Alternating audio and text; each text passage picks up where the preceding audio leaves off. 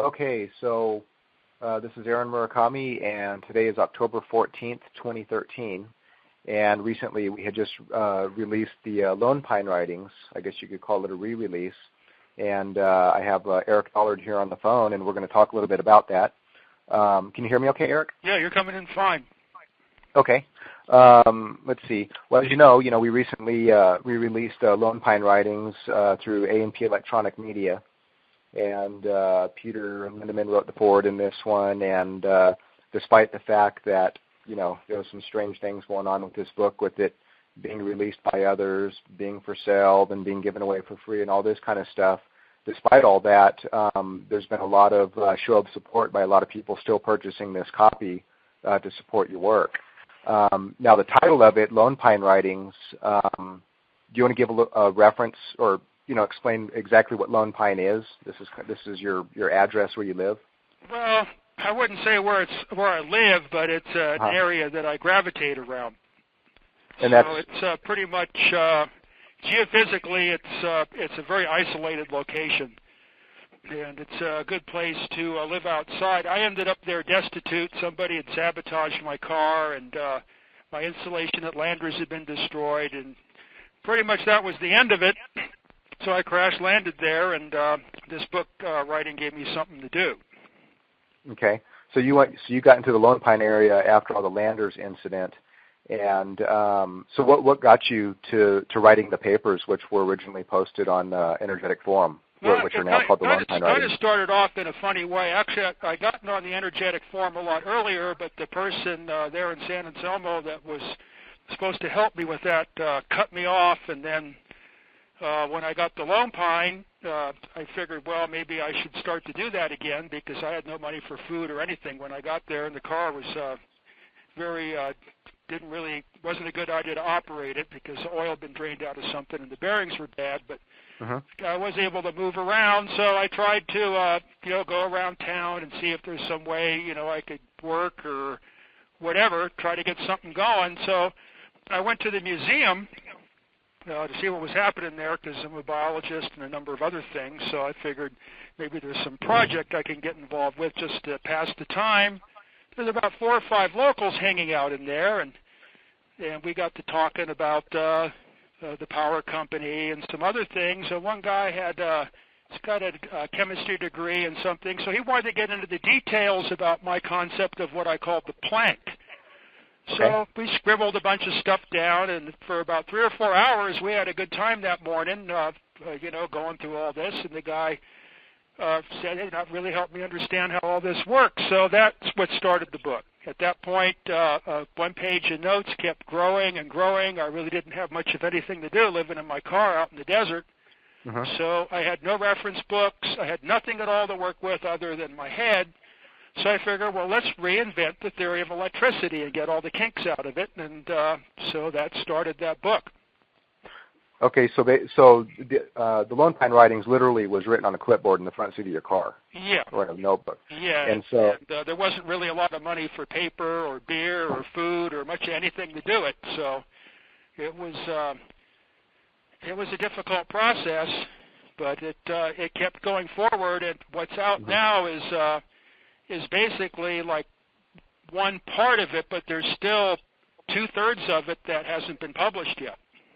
So there's so basically you would write these papers up, then you would send them off to somebody who would then type them up into energetic form for you under your username T-Rex, right? Yeah, that's what I'd have to do.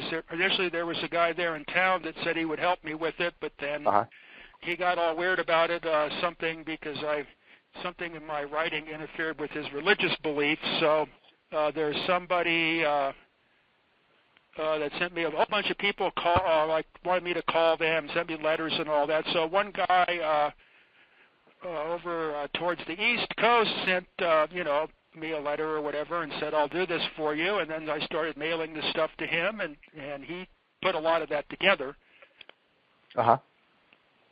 So then, what I do is I'd write it, I'd go to the post office and drop it in the mailbox and launch it into the cosmos, and I had no way to look at it or anything, really. It was totally a blind operation. I just, every week I went to the post office and dropped what I wrote in the mail thing there, and off it went into infinity. Right. So that's so yeah, you put it in a post office box and it just wind up on the internet at Energetic Forum. And I think that that original thread where somebody's older writings, the original writings were being posted was in the Peter Whatever Happened to Eric Dahl. That's the name of the thread where that was originally posted. Yeah, that's where it started off. So somebody had run across that title, saw my name on the internet. Right. A guy there in San Anselmo who was helping me with some stuff and let me stay at his place. And then originally he had kind of a bad attitude about a lot of that kind of stuff because he had some people in his house that, were kind of sapping his resources and claiming a bunch of free energy stuff. So he decided to get me on there as T-Rex, as kind of the loose, vicious reptile to tear into that whole situation. So that's ultimately what I kind of did. Right. So essentially, this Lone Pine Writing book is a compilation of papers that you had posted on Energetic Forum, and essentially they've been there free for anybody to go in there and read them and copy them and stuff for, what is it now, probably almost 3 years? Oh, it's over 3 years now. The only problem is it's so scattered throughout, to try to find it would be very difficult. That's what makes the book an easy process, because then it's all there. You don't have to search page after page. Right. So, yeah, so anybody that does want to look for them, they'd have to scan through, thousands of posts and spend hundreds of hours just to find them all. And with this book being published, Lone Pine Writings, which is at lonepinewritings.com, you have it all there. Now the subtitle of the book is A Common Language for Electrical Engineering. Right. And so the basic concept of the book is that you're starting from scratch, basically defining each of the electrical terms, showing the basic math equations and the dimensions and how it all kind of ties together. And when you mentioned earlier to get the kinks out of it, is it to correct some things that have been left out or have been twisted and contorted over the years? Yeah, basically the whole thing is a complete mess. And nobody knows what the definition of any of the terms are anymore. That's a big problem. Right. So you can ask somebody what a volt is, and you'll get as many reasons as there are people that you ask the question. Right. So I decided to get all that hashed out and unify the whole mathematics, the basic mathematics and the dimensions of electricity, and get all that right based on a process that Steinmetz had started a long time ago, and so had Oliver Heaviside, but it never went any farther. Well, I know when I was working with Peter on the book, and it had already been compiled into kind of a book before, but it wasn't really formatted very well for people to be able to, keep the concepts in order. And after he kind of went through it, and he kind of reorganized it a little bit better, more in the math book style, so that it makes a little bit more sense to people, he was really kind of blown away and said, this is definitely where everybody needs to start. If people want to get into the math, and they're into electrical engineering and stuff at whatever level they're at, however many years of experience they have, definitely it's recommended that this is the book to start with. Well, the problem now in the electrical engineering world is no one really knows what's going on anymore. So it's kind of like nobody's at the controls. It's a real problem. Right. And things are starting to take a couple of real wrong turns, and so it's basically everything has to be relearned all over again from scratch. So what's in this particular volume of these writings is initially, for the bulk of it that's in that part, there was a guy in Lone Pine that was assembling that for me, and he didn't want to bother with the equations or all that stuff, so I had to do it all in words. So that's about the least symbolic math book you'll ever find on the planet. Right. Right. Everything's done with words and common, analogies, dealing with like physical things that you encounter in life, and not any, abstract, Greek letters or any of that type of stuff. Of course, to the end, it builds up. Right. But it's still, there is no sea of partial differential equations. There's none of that stuff. Well, everything is basically, nothing goes farther than first year high school algebra. Right. And ultimately, nothing really needs to. That's what's absolutely amazing about this whole thing, is everything's been so overcomplicated that the myriad of complications has become kind of like its own entity, and now the complications are running the show, and the original content is all lost. It's completely backwards. So even in your more advanced stuff, getting into the 4-quadrant theory and everything, and the other stuff that you're working on mathematically, it's still just using for first or second level high school algebra? Yeah, it's nothing goes past any math that you learned in high school, assuming that that you took math in high school. Every semester you took geometry. If you took algebra 1, geometry, and algebra 2, with some very introductory calculus, a heavy emphasis on exponents, logarithms, and imaginary numbers in algebra 2, it's all basically I learned all this stuff in high school. I started doing this stuff in high school. Right.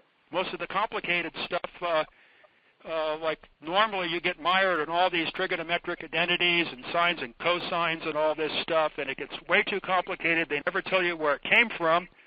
But then that's what they were teaching in school. But then when I had to get my FCC licenses and I had to do my own calculations and I had to study stuff at RCA, I learned the Steinmetz method and eliminated all that. Right. You didn't need any trigonometry.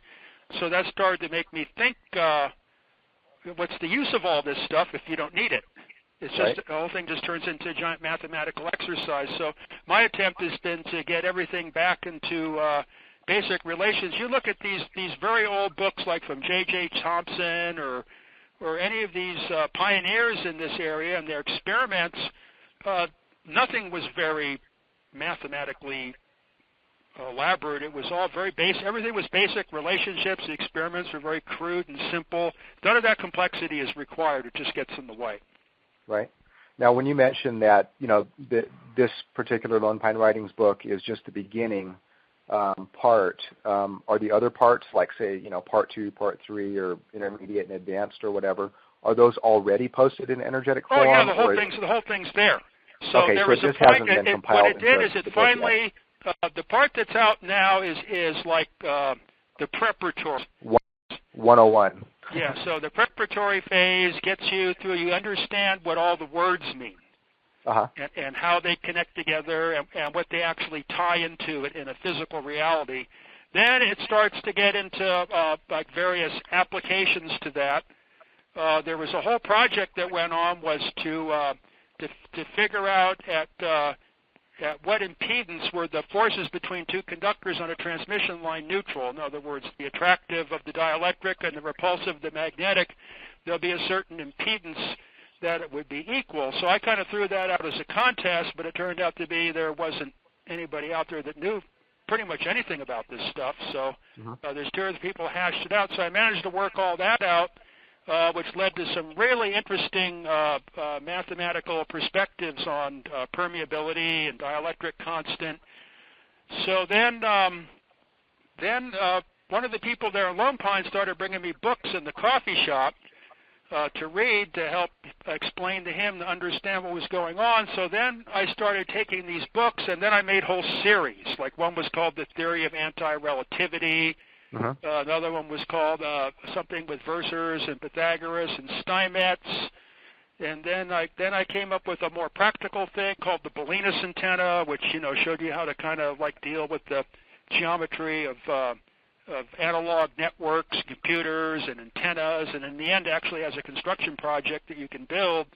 And then the last one was I think it was the theory of electromagnetic induction, and there's another one, 4-quadrant, I can't remember. But something energy exchange. Yeah, those were, that was the finale.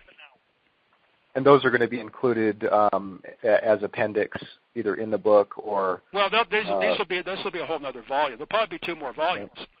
Right. That's where a lot of material, the heavy material is all in that. The material that's coming out now is kind of the first volume of possibly 3.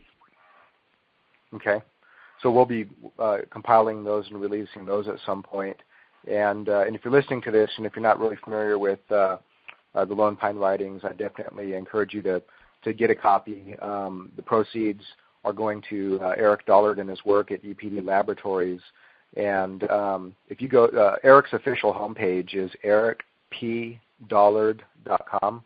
That's a middle initial P for Paul. So if you go to ericpdollard.com, that's his homepage, and on the right side, if you just scroll down, you'll see the last three releases. The first one was four-quadrant representation of electricity, which was Eric's presentation at the Bedini-Lindemann 2013 conference at the end of June up in North Idaho.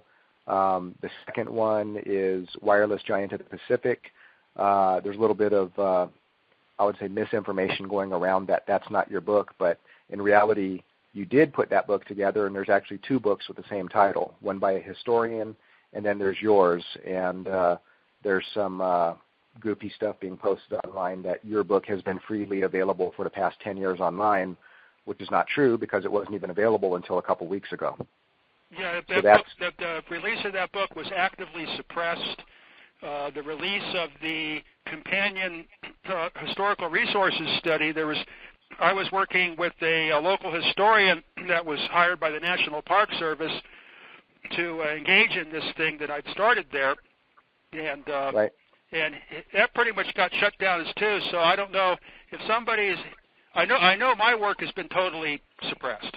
As far right. as the historical resources thing goes, I was advised. I could have been advised wrongly, but I was advised by people that are into that that book or publication or report, I don't know exactly what you would call it, also was suppressed, and I had a copy that was given to me by the historian, and I managed to, on the earlier Energetic Forum interval, I'd started an American Marconi website to deal strictly with the Ballina Station. We attempted to release the historic report, and then the person that put it on the Internet was very viciously threatened by the people that wanted to suppress it, and then that was the end of that. So I'm amazed that any of this is out. I can't quite understand. Anybody could say it was available. I'd like to know how it was available. Yeah, the Wireless Giant of the Pacific that you put together absolutely is not available, has not been available. The historian one was on the that Marconi website at one point, and then the links were taken off of the website so that it didn't show that historian's book was there anymore. However, Google captured a copy of the that book. Oh, they did. So that book comes up in the search rankings because Google captured that, because the person who runs the website never actually removed the document. He just deleted the links when he was threatened. Okay. So if you go into the actual website and look around, you're not going to see any. You'll see a reference to it, but there's no links to it. Those were all taken off. But that PDF is still available through Google. But in any case, the Wireless Giant of the Pacific, available at wirelessgiantofthepacific.com, is definitely Eric's book, and the historian's one of the same title is just included as a secondary reference, and there's a couple other documents in there that Eric gave talks on. And then the third most recent one that we just released is Lone Pine Writings, and you can find all those on ericpdollard.com. And if you click on any of the links right there on the page, Eric earns most of the money that's going to purchase those copies in addition to royalties and stuff. And so this all goes to Eric and his lab to help pay for expenses, equipment, parts, supplies, that kind of stuff, and even to help go towards paying off the building and everything. Now, I didn't get a chance to really announce this interview or do a live one where we had other people listening and stuff, so I didn't really get a chance to get questions from others. However, I did recently just get just one comment and then one question. One question somebody had, which I talked to you on the phone the other day, maybe you can mention it or go over it with me, is he said in some talk or some paper somewhere you made a reference to an 8-pointed figure or something dealing with 8 variables, and he was wondering why that's missing out of the Lone Pine Writings. Oh, I don't remember that being in that particular part of the writings. That would be way too advanced for that. And so so just being that that's more of an advanced concept, that's why it's not in the Lone Pine Writings. As simple as that. Yeah, I wouldn't imagine I would get into any type of 8 coordinate versor system when people still don't really quite understand what an ohm is yet. Right. Okay. And then let's see. Yeah, the only other question I had, and again, I didn't have time to announce that there will be an interview for anybody to listen. But what I will do is take this recording and I'll put it up on YouTube, so plenty of people will be able to hear it. Not only will it be on my YouTube channel, but it'll be on your YouTube channel. And if you're listening to this right now, Eric has his own YouTube channel, which I'm going to be putting up all the interviews and some of these old Borderland videos and some other stuff.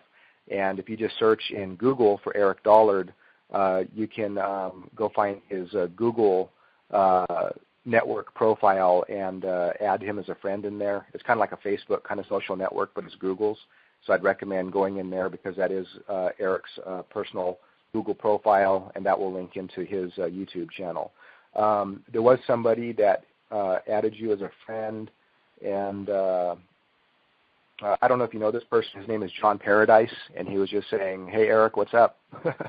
So I don't know if you know him personally or if there's any. No, I don't particularly recall that name. You have to remember, that I live in the bushes. Right. I'm a feral human, so when you start talking about YouTube and all that kind of stuff and whatever, to me, those things are all very abstract. Right. So, but in any case, you have a lot of supporters who are watching your work. Not a whole lot of them are making comments right now because that Google profile page and everything is still fairly new. It's just a few days old. But are there any messages you want to wrap it up with to tell everybody that they'll hear in this interview? Well, I mean, the whole writing thing has accelerated at a hyperbolic level. So there's another book coming out, which I think you're going to have out about the end of the month. Yeah, that's so there's a book that's going to be coming out soon, which is the 4-quadrant representation of electricity. This is the book that goes along with Eric's presentation at the conference at 4quadranttheory.com. That's the presentation Eric gave at the conference with the PowerPoint and everything. And then there's a book, which has been quite a monumental task just to put it together and get all the images and stuff in. That book was probably, I have never really assembled anything to that intensity other than maybe the RCA book.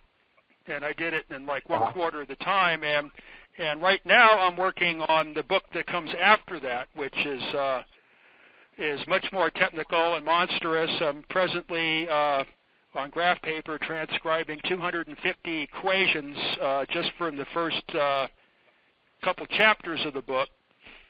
This will get way off into the three-phase theory, and I don't think that mathematics has ever dealt with any of this stuff before. I think it's going to be a real first time for any of this versor algebra and polyphase theory and the use of the base epsilon and imaginary logarithms. And if I were to come out with something like this in 1890, my name would be all in the history books. But unfortunately, not too many people are interested in it. So I think it's mostly for my own entertainment. But I'm enjoying it. It's something that a lot of things I've been wanting to get working on for almost 3 decades. Right. So anyway, I'm going to write something about that on the energetic form here pretty soon. So that'll. I'm going to scurry off to the bushes here in another day or two and then write some stuff in English instead of algebraic symbols and describe what this upcoming mathematical project is. Now, I was down there at your lab out there in the desert, I don't know, 3 weeks ago, maybe almost a month ago or so, and had a chance to do a few other interviews with you that still haven't come out. The only one that I've posted so far is on the Wireless Giant of the Pacific, the RCA book. And so if you're listening, there are some other video clips and pictures and stuff that I took while I was down at Eric's lab, and I'll be posting those soon.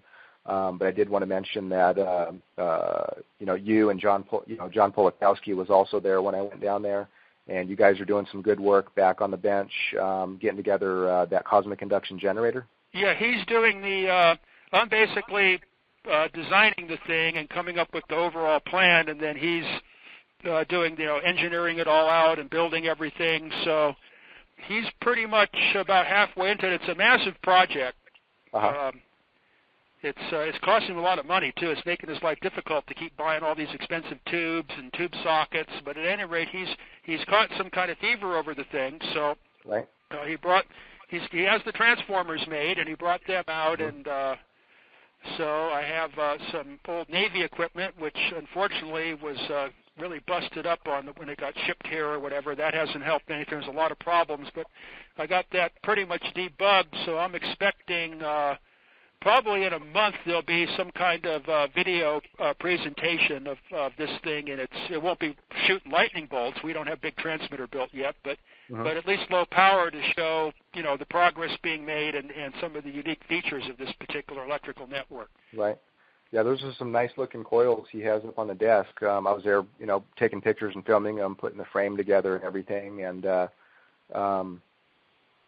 now, so it's just a matter of upscaling that and then upscaling it with those giant FM, or AM transmitters. Well, yeah, I have this pair of 5 kilowatt AM transmitters, so 100% modulation. They put out 20 kilowatts, which is quite a belt of electricity.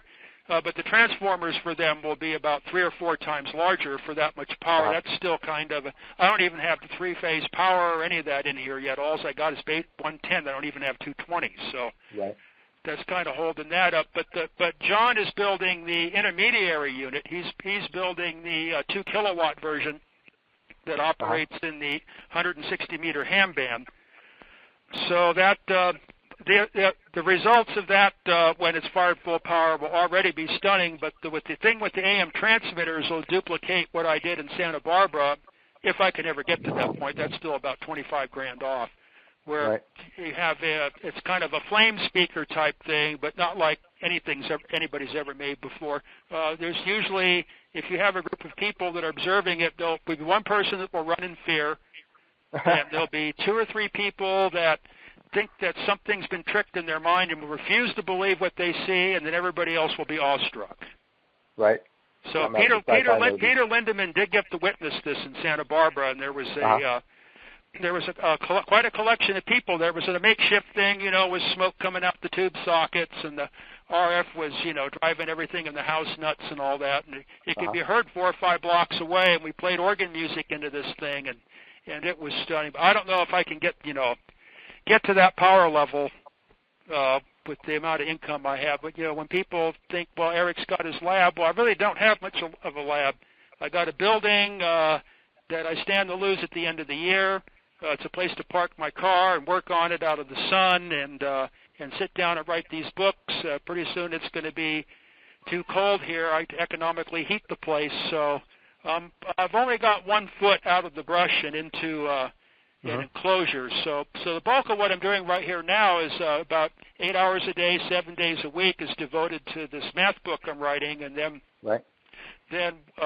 we'll be doing once John gets back out here, then we're going to do a full-blown effort to get this thing all up and running so we can show the electric field around the thing and how it works and how it connects to the transmitter and how it receives tellurically. And so at least, it won't be spectacular, but it will show how the stuff works. Right. Well, as far as the lab, we're all going to work together to see what we can do to raise funds, to see if we can save it, which is going to be a little bit more challenging, but there's a lot of supporters for sure, and everybody's been witnessing the sabotage by who. But yeah, no, these giant transmitters you have, I mean, they're literally the size of like photo booths. they're monsters. Yeah, they're basically they're about the weight and the volume of my Toyota Corolla. But extended into like a big cabinet. So you could put 2 refrigerators inside, moderate-sized refrigerators inside the cabinet. Each one will require let's see, how much power do they use? I think they take about 10 kW each 3-phase to run. So it gives me the advantage that each one has a 6 kW audio amplifier for the modulator is in effect that's a, 6 kW, 6 kW, 3 kW, 3 kW. So I have a 6 kW stereo amplifier. Right. So if I had the means, I could really produce some stunning audio displays with discharges and mechanically resonant. But at this day and age, it costs so much money to do that stuff. You can't find it. I can't run back to RCA for tubes. I can't go dig down a lease lights dumpster for light bulbs. It's gone. Days are over, so I don't know. It may not be possible to pull this back together for what might be the 9th or 10th time. Plus, I'm 61 years old, too, and I'm not too enthused about it, but there's some people that are half my age that are, so they're willing to keep going, and then when they get going, I get going. Now, if you're listening to this, if you go to Eric's Google profile page, the big background picture for that is a picture in Eric's lab where John Polakowski is working on a transmitter, and Eric's kind of looking over his shoulder to see what's going on. And so if you see that picture, that's the cosmic induction generator that John Polakowski is working on. That's the Old Navy transmitter, and then in the background you can see some of the coils, the transformer coils that are sitting on the desk. And also while I was down there, I had a chance to meet, I won't mention his name right now, but the Glommeister who the guy that, he goes out and he finds a surplus and brings it here. Right. And so I just happened to be there at the right time where he came with a whole van load of stuff, glom, lots and lots of glom, a whole van full. And I'll be putting up, some pictures and video clips so you can see an example of some of the stuff Eric's looking for. So if you have, access to a lot of these old electrical parts, these old, especially old Bell Lab equipment and this other stuff, I'll be posting some pictures and videos so you can kind of see some of that basically stuff. any post World War II Navy radio equipment and any Bell telephone. That's the two types of equipment I'm looking for. Right. Okay. Well, let's see. We're going on half an hour here. I guess we can go ahead and wrap up, but I'm going to get this up on YouTube right away. And so again, if you're listening, please support Eric Dollard and his work down at the lab. Go to ericpdollard.com.